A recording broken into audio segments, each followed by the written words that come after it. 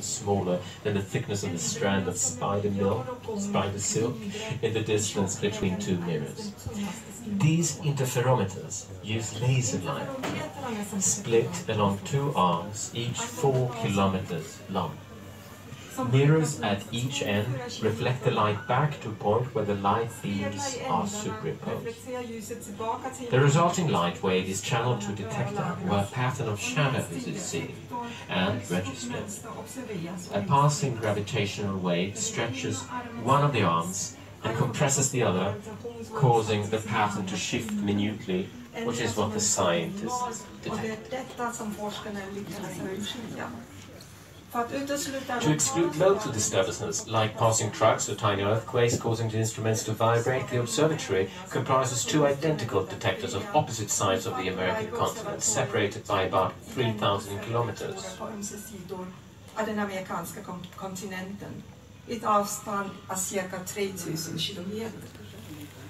On September the 14th at 9:50 Swedish time, both detectors registered almost identical signals from the passing wave, with less than 7 milliseconds delay.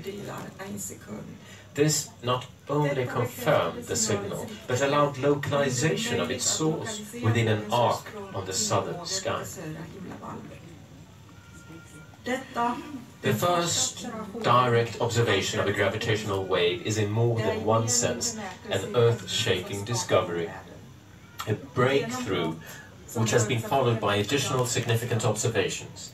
It opens unanticipated opportunities to explore hitherto invisible parts of the universe where, according to the renowned astronomer Carl Sagan, something incredible is waiting to be known.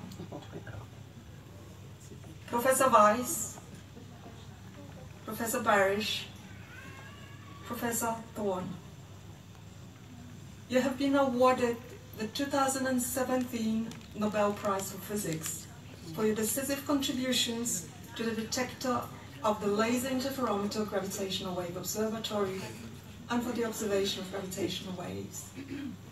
On behalf of the Royal Swedish Academy of Sciences, it's my honor and my great pleasure to convey to you our warmest congratulations. I now ask you to step forward to receive your Nobel Prizes from the hands of His Majesty, the King.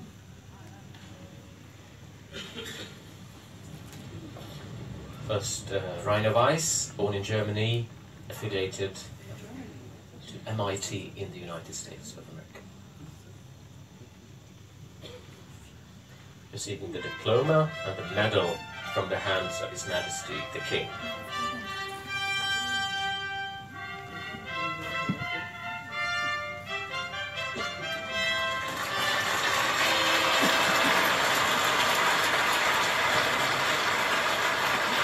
Happy family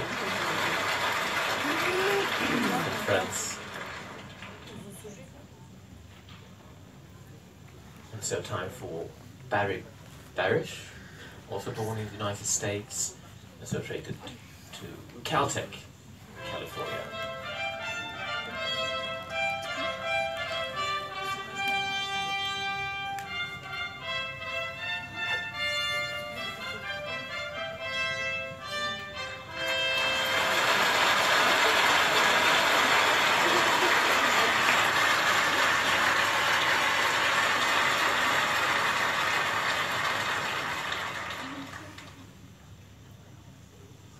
Thor, also American, who is affiliated with Caltech in the United States.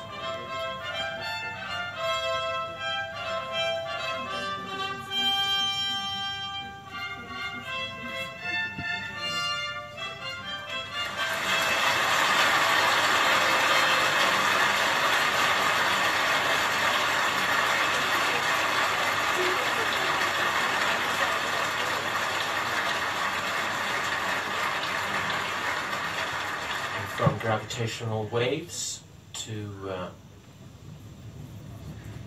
chemistry. It's time for a presentation by Professor Peter Brzezinski, member of the Royal Swedish Academy of Sciences. Eders Majestäter, Your Majesties, Royal Highnesses, esteemed Nobel laureates, ladies and gentlemen. What lovely music we have been hearing flowing from the choir loft. In our ears, electrical signals are being generated, nerve cells are activated, and molecules causing pleasure are released and bound to their receptors. These molecules are conducted inside the cells, out of reach of our senses. Even so, these processes allow us to hear the music. A long-held dream would be fulfilled if we were able to dive into a cell and see the molecules. The world of molecules is the core of what we call life. But molecules are small. If we were able to enlarge your ear sensory organ to the size of this hall, hundreds of protein molecules would fit into each comma in the program you're holding in your hand.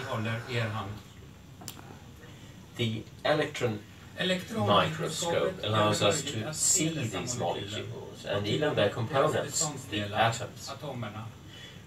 This instrument was first invented nearly 100 years ago, but it would take many decades before it could be used to study biological molecules, since they tended to dry up in the microscope's vacuum and be burned by the electrons used to visualize the samples. To examine biological samples in an electron microscope, they need to be frozen. Molecules in our cells, however, are surrounded by water that forms ice crystals when it freezes. These crystals are beautiful to look at, but electrons lose their way in the crystal labyrinth and the images come out black. Freezing water without forming ice crystals was thought to be impossible.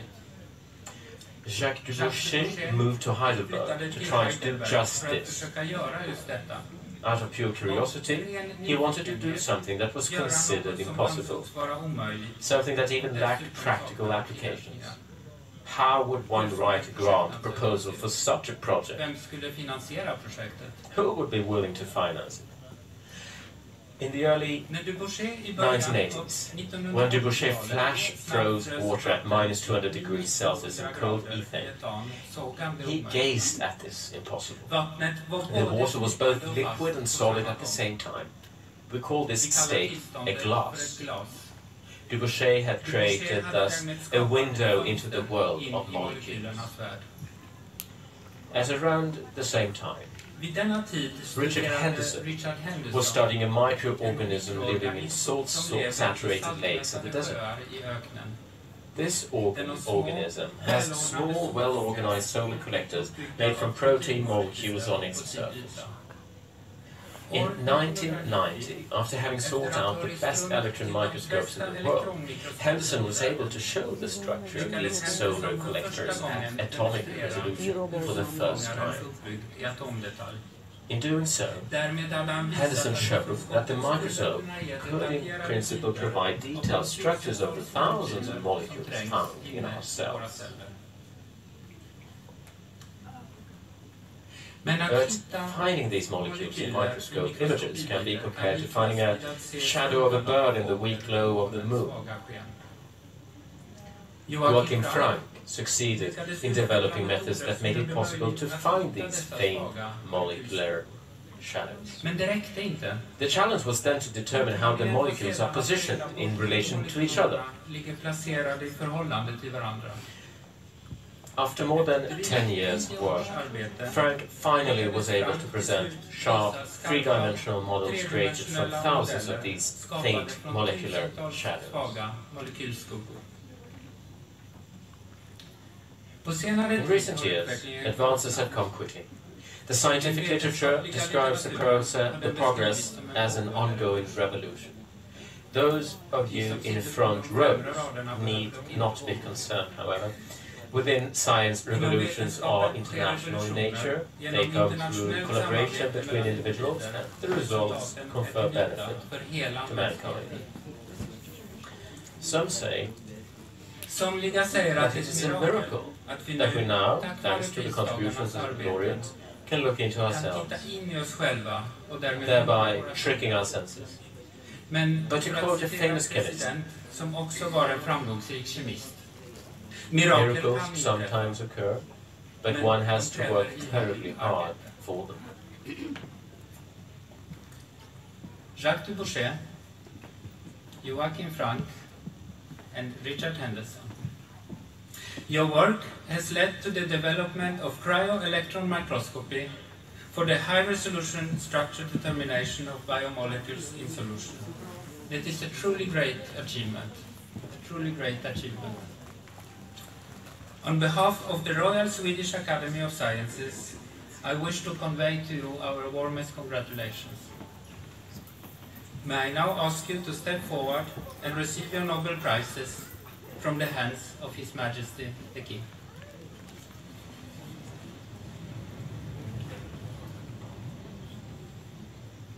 First ask is Jacques Dubochet, born in Switzerland at the University of Lausanne. Shaking hands with King Carl Gustaf of Sweden and receiving his Nobel diploma and medal.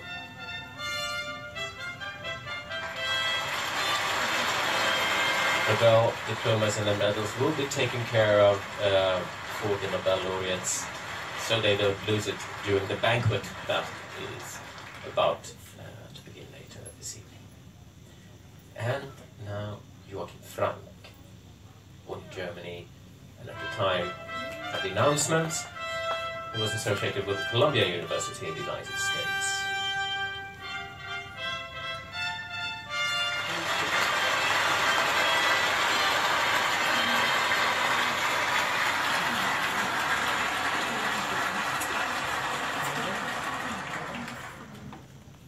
Saginaw, we saw there.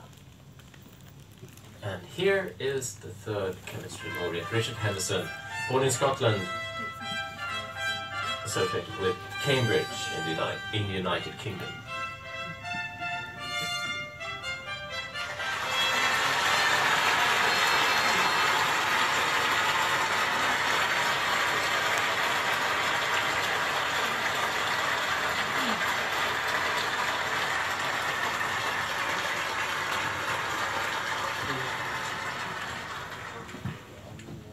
Now, time for another musical interlude by Johann Sebastian Bach. Soprano, Camilla Tilling, on trumpet, Joachim Agnes. Stockholm Philharmonic Orchestra.